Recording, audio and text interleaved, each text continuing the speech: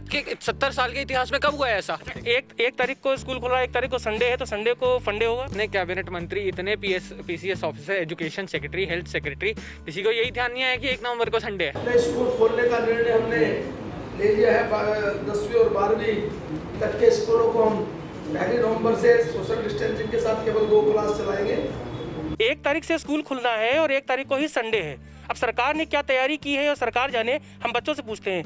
आप बताइए, 1 तारीख से स्कूल खुल रहा है, कितना एक्साइटमेंट है? एक्साइटमेंट की कोई बात नहीं है, कोरोना काल में स्कूल खुल रहा है, इसमें एक्साइटमेंट क्या होगी? डर है एक टाइप से, ऑफ कोर्स इम्पोर्टेंट था, ऐसा भी नहीं कि एकदम ही बंद कर दो, बट अब खुल रहा है तो खुलने तो चाहिए। 10वीं और 12वीं के तो मस्त थे ऑफ कोर्स। एक तारीख को स्कूल खुल रहा है, 1 तारीख को संडे है, तो संडे को फंडे होगा। इसमें तो क्या कर सकते हैं, ये तो सरकार की दिखाता है कि इतनी जागरूकता है सरकार में कि वो संडे को स्कूल खोलने की बात कर रहे हैं। देखते हैं वो तो कैसे खोलेंगे स्कूल संडे को, हमें भी देखना है। काफ़ी भारत के 70 साल के इतिहास में कब हुआ है ऐसा कि संडे को स्कूल खुला है? आप बताइए, कभी हुआ है? आज हो रहा है, देखते हैं हम कैसे खुलता है। ये हुआ कैसे? क्योंकि ये फैसला तो कैबिनेट ने लिया और कैबिनेट के चीफ होते हैं chief minister TSR Trivendra Singh Rawat. आप मेरे ख्याल से लापरवाही है ये सरकार की कि छोटे छोटे बिंदुओं को मैं कहूँगा इग्नोर किया जा रहा है। इससे ज़्यादा क्या कहना, छोटे छोटे बिंदुओं को जब इग्नोर करेंगे तो बड़ी गलती कैसे सुलझाएंगे जब इतने छोटी बिंदुओं को इग्नोर किया जा रहा है स्कूल में। अब आपसे बात करते हैं बेटा, सुनो, संडे को 1 तारीख है और 1 तारीख से स्कूल खुल रहा है। आपको लगता है कि बड़ा फनी सा ये डिसीजन सरकार का? सर वैसे तो खुलना चाहिए, अभी मतलब पढ़ाई भी नहीं हो पाई है वैसे भी। 1 तारीख से स्कूल खुलना है, संडे है उस दिन। आपको क्या लगता है सरकार ने कैसा फैसला किया? अरे बुलाएंगे तो मंडे से ही ना, तो मंडे को आएंगे, अब संडे को थोड़ा ना है। तो स्कूल तो 1 तारीख से खुल गया ना? स्कूल खुल गया ना, बच्चे तो मंडे को ही आएंगे अब। तो गलत फैसला ही नहीं, 1 तारीख 2 तारीख करना चाहिए था। हाँ, गलती हो जाती है अब। किसकी गलती? गवर्नमेंट की गलती है, होगी गलती। ये सारे तो मुमकिन है, सब मुमकिन है, क्यों नहीं खुल सकते संडे को स्कूल? और अब सरकार ने ये जो फैसला लिया है काफ़ी लापरवाह फैसला है, दिखाता है सरकार की कितनी जागरूकता है जब इतने छोटे बिंदुओं को ऐसे मतलब इग्नोर किया जा रहा है। पता चलता है सरकार कितनी सीरियस है मामलों के बारे में। और इतने कैबिनेट मंत्री, इतने PCS officer, education secretary, health secretary, किसी को यही ध्यान नहीं आया कि 1 नवंबर को संडे है। पता चलता है इससे सरकार को। अब ठीक है, अच्छे दिन वो हमारे लाए, हम बीजेपी के अच्छे दिन लाएंगे उत्तराखंड में, लाते हैं अब उनके अच्छे दिन 2022 में। बिल्कुल लापरवाही है, लापरवाही पूरी कोरोना की सिचुएशन को देखा जाए तो की गई है पूरी। आप देखिए, एक बार उत्तराखंड में पूरे केस कम हो गए थे, आपको भी पता है ये बात की। मेरे ख्याल से अगस्त में, मान लीजिए अगस्त से शुरुआत में काफ़ी कम हो रहे थे केस। देहरादून में खुद एक्टिव केसेस 99 हो गए थे।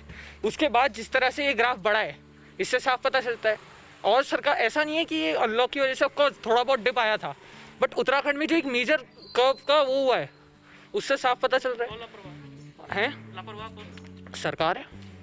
सरकार है, कई हद तक ऑफकोर्स पब्लिक की भी गलती है कि सोशल डिस्टेंसिंग मेंटेन रखनी चाहिए, बट अब अल्टीमेटली बात सरकार पे ही आ जाती है। आप दिल्ली को देखिए, वहाँ तो इतना अच्छा रिकवरी रेट चल रहा है। आज से तो मॉल भी खुल गए, सिनेमा हॉल भी खुल गए, उन्होंने कहा कि सब कुछ ठीक हो गया। अब देखिए, इकोनॉमी भी साथ में चलानी है और इकोनॉमी पे ध्यान देते हुए खोलना ज़रूरी था। ऑफकोर्स 50% के साथ खोला है, काफ़ी अच्छा डिसीजन है ऑफकोर्स, बट यही है अब यहाँ पे बस ये ध्यान रखना है। यहाँ पे अब पब्लिक पे बात आ जाती है कि वो सोशल डिस्टेंसिंग मेंटेन करते हैं या नहीं है।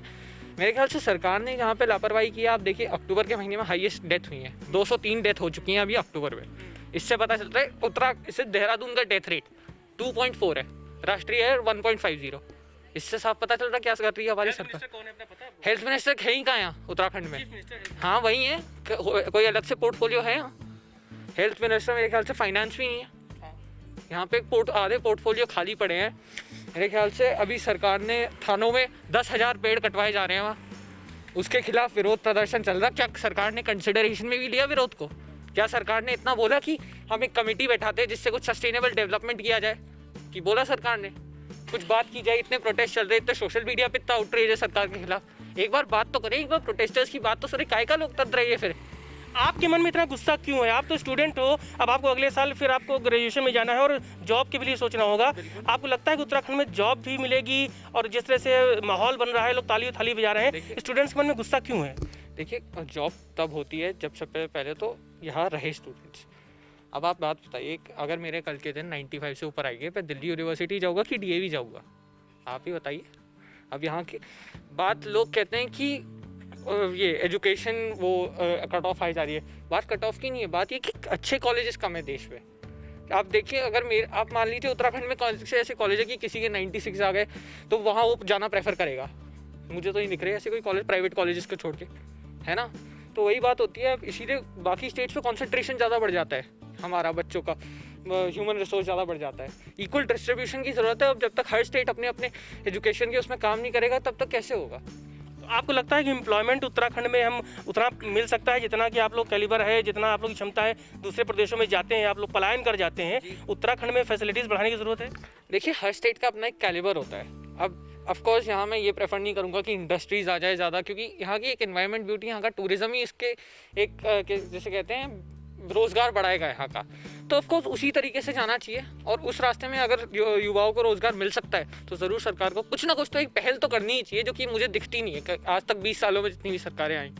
आपको चीफ मिनिस्टर पे भरोसा है? लगता है आपको कि जिस तरह से 3.5-4 साल हो गए हैं, अब 6 महीने बाद चुनाव के मूड में आ जाएंगे वो, तो जो होना चाहिए था बच्चों के लिए, फीस को लेके कितना क्राइसिस हुआ, फीस पे लेके हुआ, फिर 7 महीने कोरोना को लेके हुआ, अब 1 तारीख से स्कूल खोलने की बात कर रहे हैं। अभी जो त्रिवेंद्र सिंह सरकार का एक बड़ा डिसीजन था, पहले तो ये था कि अभी स्कूल खोले जा रहे हैं, तो ऑफकोर्स वो तो सेंटर से भी गाइडलाइन आ चुकी थी, और 10वीं 12वीं के तो खुलने ही चाहिए ऑफकोर्स। बट अभी जो मेरे ख्याल से त्रिवेंद्र सिंह सरकार मोस्टली पब्लिक को अपील करने के मूड में रही है। एक हॉलो डिसीजंस रहे हैं उनके सारे, बार से लगते बड़े अच्छे, अंदर जाओ कुछ नहीं होते। आप गैरसैंण को देख लीजिए, राजधानी बना दिया गया, सबर कैपिटल। वहाँ पे कुछ अभी तक ऐसा किया गया कि मतलब पता चले कोई नियुक्ति की गई, एडमिनिस्ट्रेशन ब्यूरोक्रेट्स को नियुक्त किया गया नहीं। एक काम बड़ा हुआ है, वहाँ चीफ मिनिस्टर ने खुद जमीन खरीद ली। जी बिल्कुल, ये तो हुआ है, ये तो विजय बहुगुणा ने भी किया था। उसके बाद से कितनी प्रोग्रेस हुई है ये बताइए। वही बात होती है, अब देखते हैं आगे अगर अच्छा हुआ। हमने जितने यूथ से बात करते हैं उनके मन में गुस्सा बहुत होता है चीफ मिनिस्टर को लेके, गवर्नमेंट को लेके। ये गुस्सा क्यों? गुस्सा क्यों नहीं, मैं तो ये पूछूंगा आखिर क्या मतलब। हम 12वीं तक यहाँ हैं, स्कूल्स यहाँ इतने अच्छे, सिटी ऑफ स्कूल्स कहते हैं देहरादून को। उसके बाद आप देखिए पहाड़ों से पलायन हो रहा है, पहाड़ मतलब एकदम बंजर से पड़ चुके हैं। पहाड़ कई ऐसी जगह हैं जहाँ अभी तक लाइट नहीं पहुँची। 20 साल उत्तराखंड का मेन वही मोटिव ये था, है ना। दीक्षित कमीशन बनाई गई ताकि गैरसैंण को बनाया जाए, नहीं बना। फिर भी चलो पार्टियों ने किया था क्योंकि वोट तो मिलेंगे नहीं अगर करेंगे नहीं। हॉलो डिसीजंस लिए गए, विधानसभा बनाए गए।